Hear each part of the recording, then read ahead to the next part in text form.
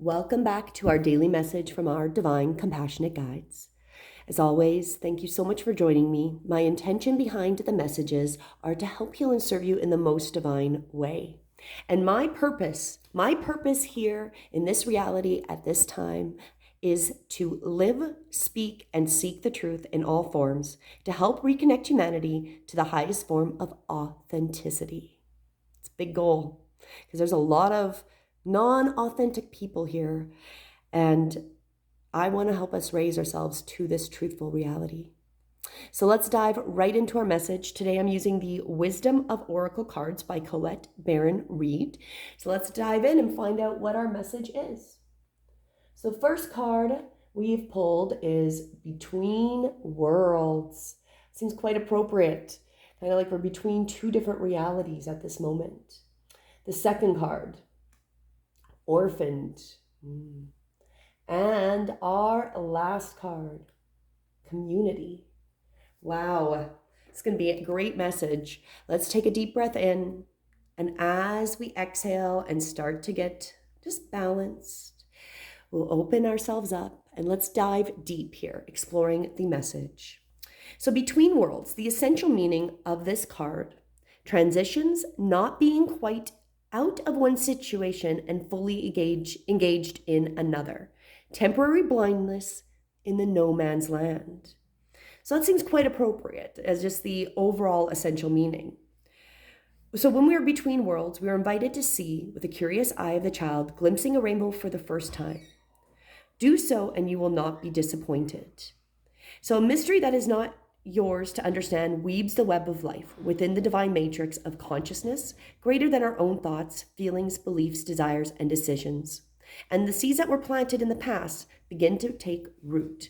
But what surfaces will probably not be what you expect. So that is what the Between Worlds really means. And one of the other comments that I really thought was appropriate under the protection of this is let go and see what Spirit has in store.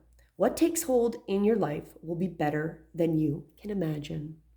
So this is really, I say, where we're coming from is we are not fully into that new world. We can see, many of us can see the golden light or the silver lining on all of the stuff that's going on. There is a brightness that is there, but we are still in between these two worlds. This old world has not died, is not gone yet. We still have a lot of people functioning in that old world. So we're kind of stuck in that weird place. We just have to make sure we're staying focused on where we want to go, because we are going to create it. Even if it turns out different than what we think it's supposed to be, we are in between those worlds.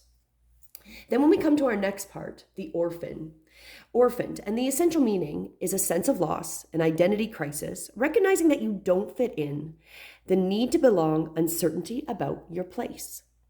And with that message, you might be feeling a deep sense of loss or confusion.